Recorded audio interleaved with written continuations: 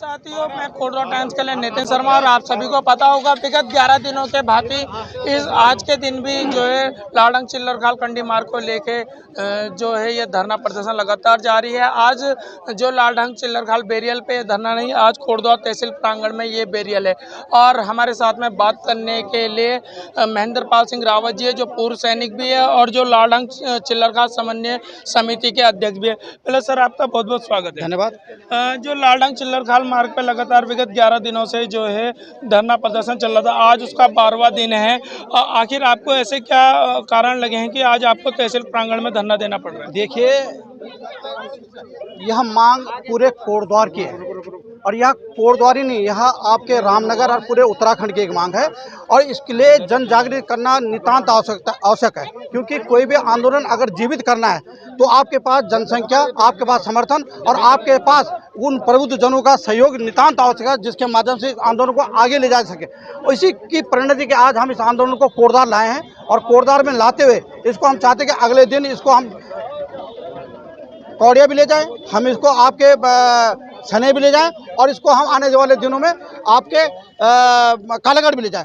क्योंकि जनता को अगर जागृत करना है तो कहीं ना कहीं इसकी लॉ को आगे बढ़ाने का काम हमें करना है। और मैं धन्यवाद देता हूं इसके प्रणेता थापा जी को और उस पूरी टीम को जो इसके साथ निरंतर इनके साथ कटिबद्ध होकर इसको आगे बढ़ाने का काम कर रहे हैं। और कहीं ना कहीं यह लॉ जो अब एक ज्वाला का रूप लेने वाली है, कहीं ना कहीं इसके माध्यम से राजनीतिक क्षितिज पर कहीं ना कहीं ऐसी चपेट अब आने वाली है, जिसके माध्यम से आने वाले दिशा और दशा उत्तराखंड की इससे प्रभावित होगी। मैं चाहता हूं कि कोटद्वार का प्रत्येक जनमानस, प्रत्येक घटक, प्रत्येक संगठन इससे जुड़े और इस आंदोलन को अपने माध्यम से आगे बढ़ाने का काम करेंगे। ये जन सहभागिता का आंदोलन है और जब जन सहभागिता होती है जिस आंदोलन के साथ, उसकी सफलता के चांसेस ज़्यादा बढ़ते हैं। तो मैं चाहता हूँ कि इस आंदोलन को हमें आगे बढ़ाना, तो प्रत्येक व्यक्ति को और प्रत्येक समूह को, मैं समूह का विशेष वर्णन इसलिए नहीं करना चाहता हूँ कि ये सबका आंदोलन है।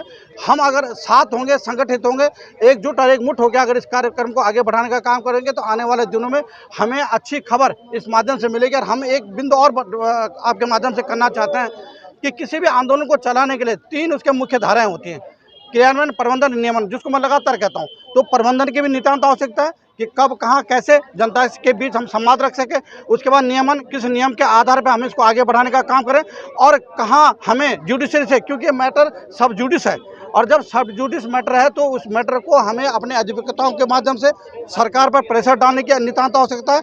हम व्यक्तिवादी विचार से उठकर हमें उस धारा को आगे बढ़ाना, जो संगठित होकर इस आंदोलन को आगे बढ़ाने का काम करे। तो हमें 3 तरह से इस युद्ध को लड़ना होगा।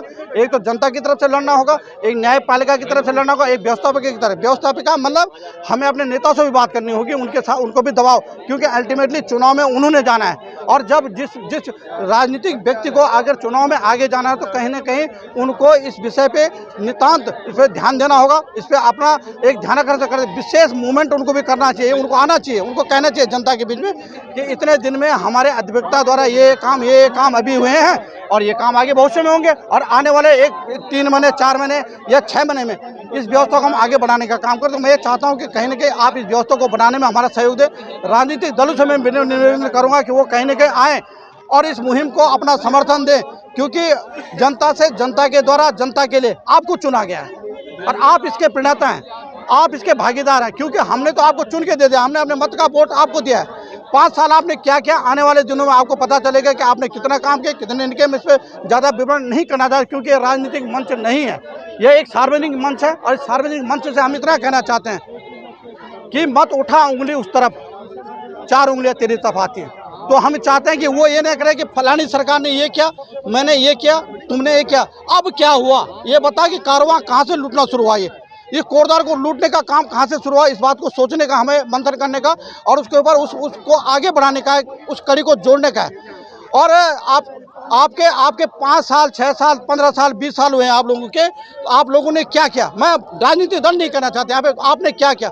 आखिर इस कोटद्वार विधानसभा को लूटने का किसने षड्यंत्र किया। क्यों एक विधानसभा, आज एक बीमारू विधानसभाओं में गिनती होती है और जब बीमारू विधानसभा में इसकी गिनती है, यहाँ पे आपकी देखिए आज स्मार्ट मीटर के लिए लोग यहाँ पे खड़े हैं। आज इसी प्रांगण में 4 आंदोलन चल रहे हैं यहाँ पे। क्या कारण है, आप क्यों नहीं उनसे बात करने के लिए तैयार है। एरोगेंसी किस बात की? आपको इन्होंने मत दिया है और इन्हीं के माध्यम से दोबारा पुनः इन्हीं के मत के माध्यम से लोकतंत्र में आगे आप प्रासंगिक होंगे, तो कहीं ना कहीं आपको आगे आने की आवश्यकता है, आपको हमको एड्रेस करने की आवश्यकता है, क्योंकि हम लोग अबोध हैं, हमें इतना ज्ञान नहीं है। जिन लोगों जो ज्ञानी हैं, जिन लोगों ने इसके लिए सतत प्रयास किए हैं, उनको भी इस आंदोलन को अपना भरसक समर्थन देना चाहिए, क्योंकि आज मातृशक्ति भी यहाँ पे पहुँची है। अभी हमारे पास परमिशन नहीं है, मैं इस बात को मानता हूँ, लेकिन लोकतंत्र की एक सबसे बड़ी खूबसूरती है कि हमने एक पत्र एसडीएम साहब के पास भी भेजा है और वो आगे उसकी क्या परिणति हो तो आने वाले 1-2 घंटे के अंदर पता चलेगा। लेकिन हम चाहते हैं कि आपको परमिशन देनी चाहिए और इन लोगों के लिए भी कहीं ना कहीं व्यवस्था बनानी चाहिए, जिसके माध्यम से हम इस आंदोलन को आगे ले जाने में हम सक्षम हो। धन्यवाद। जय हिंद, जय भारत, जय उत्तराखंड। मैं 1 मिनट वहीं आपको रोकना चाहूँगा। आपने कहा कि ये राजनीतिक मंच नहीं है। आप लोगों ने 18 तारीख में भी परमिशन मांगी थी, वहीं आज 24 तारीख में भी एक परमिशन मांगी थी। आखिर परमिशन जो है नेताओं के लिए ही परमिशन है, आम नागरिकों को कहते हैं अपनी आवाज़ उठाने के लिए कोई परमिशन नहीं मिलेगी? देखो, उस पत्र के अंतर्गत उन्होंने लिखा है कि आने जाने में व्यवधान उत्पन्न है। हम भी एक आंदोलनकारी, हम भी एक पूर्व सैनिक हैं और एक सभ्य समाज के हम लोग प्रेरणा हैं। हम चाहते हैं कि हम उस आंदोलन को उस जगह न करें कि जहां से किसी को भी बाधा उत्पन्न हो, आने जाने की व्यवस्था खराब हो। लेकिन सरकार को उस स्थान को छोड़कर किसी दूसरा स्थान में बता देते, वो कह देते आप मालवीजन चले जाओ, आप कहीं दूसरी जगह चले जाओ, हम तैयार हैं। लेकिन इसके लिए ये नहीं कि आप स्पष्टता से मना कर दो, ये दूसरी विषय है। इस पर कभी आने वाले दिनों में, अब ये लंबी लकीर खींच चुके हैं इतिहास, और इसके आने वाले इतिहास को भी लोग याद करेंगे कि भाई इतने तारीख को ये हुआ, क्योंकि ये सब चीज़ें LIU या जो यहाँ के लोकल उसकी रिपोर्टों में आ रही हैं। और जब एक विषय जब सार्वजनिक पटल पे आता है, किसी विषय को आगे बढ़ाने का काम करते हैं, तो कहीं ना कहीं वो विषय जब जन सरोकार के होते हैं तो वो कहीं ना कहीं लिखे जाते हैं। तो ये इतिहास लिखने वाला एक आंदोलन है और इतिहास वही लोग लिखते हैं जो निष्पक्ष होकर समाज सेवा के लिए आगे बढ़ने का काम करते हैं, जो निस्वार्थ ढंग से आगे बढ़ने का काम करते हैं। हम लोग पूर्व सैनिक हैं और इस कोटद्वार को हम लगातार निरंतर जागरूक करने का प्रयास कर रहे हैं। हमारे पास खोने के लिए कुछ नहीं है, सब कुछ समाज को देने के लिए हमने 30-32, 40 सेवाएं इस देश को दी हैं। तो हम चाहते हैं कि समाज में एक अच्छा बदलाव आने वाले दिनों में, कोटद्वार के रास्ते चौक चौराहे सुगम हो, हॉस्पिटल की व्यवस्था ठीक हो, यहाँ का यातायात ठीक हो, यहाँ की आपकी पानी की लाइनें ठीक हो। अब आने वाले दिनों में आप करेंगे सीवरेज टैक्स भी पड़ने वाला है, कह रहे थे कुछ बहुत बड़ी एक आपदा ADB के माध्यम से। तो ये कई विषय हैं जो कि हुआ कुछ नहीं है। हम लगातार इसको जागृत करते रहेंगे, सभ्य समाज को जागृत करने का काम करेंगे, जो सोई हुई जनता को उसको जागृत करने का काम करते रहेंगे। आओ और इस मुहिम से जुड़ जाओ। तो ये थे हमारे साथ में पूर्व सैनिक महेंद्रपाल सिंह रावत जी। और आपको मैं अपने कैमरा पर्सन से कहूँगा, चारों तरफ कैमरा घुमा के दिखाएंगे किस प्रकार से जो लालढांग चिल्लर खाल से भी कहीं ना कहीं यहाँ जो जनता है जो लालढांग चिल्लर खाल बैरियर पे अपना धरना दे रही थी, वहीं आज ये जनता जो है तहसील प्रांगण में आज पहुँच चुकी है। वहीं मैं बात करूँ कांग्रेस के पूर्व जिलाध्यक्ष और पूर्व महापौर प्रत्याशी रंजना रावत जी भी यहाँ पहुँची है। आइए चलिए सीधा उनसे भी बात करते हैं। मैडम, पहले तो बहुत बहुत स्वागत है आपका। जी धन्यवाद। धन्यवाद। लगातार जिस प्रकार से हम देख रहे हैं कि विगत 11 दिनों से लालढांग चिल्लर खाल बैरियर पे धरना प्रदर्शन चल रहा था और कहीं ना कहीं परमिशन ना मिलने के कारण आज एक दिवसीय धरना जो है यहाँ तहसील प्रांगण में दिया जा रहा है, क्या कुछ कहना है इससे? बिल्कुल बिल्कुल, सरकार की तानाशाही चल रही है और मतलब धरना प्रदर्शन जो इतना अच्छा चल रहा है लालढांग चिल्लर खाल मोटर मार्ग के लिए, हम यही कहना चाहते हैं कि परमिशन नहीं मिली, लेकिन हिम्मत नहीं हारनी है हमें। आप तहसील में कीजिए और यहाँ के लोगों की जनता को भी हमको जगाना है। हम यही कहना चाहते हैं कि लालढांग चिल्लर खाल जब तक स्वीकृति नहीं मिलती है तब तक ये धरना प्रदर्शन यहाँ पे ऐसे होता रहेगा।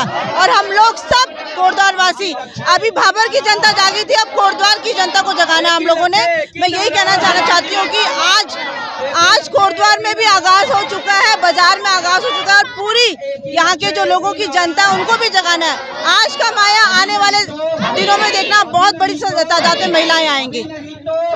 जिस प्रकार से रंजना रावत जी का कहना है कि हमने अभी फिलहाल जो है भाबर की और लालढांग की जनता को जगाया, अब कोटद्वार की जनता को जगाना बाकी है। तो इसी प्रकार से आप मेरे साथ बना रहिए।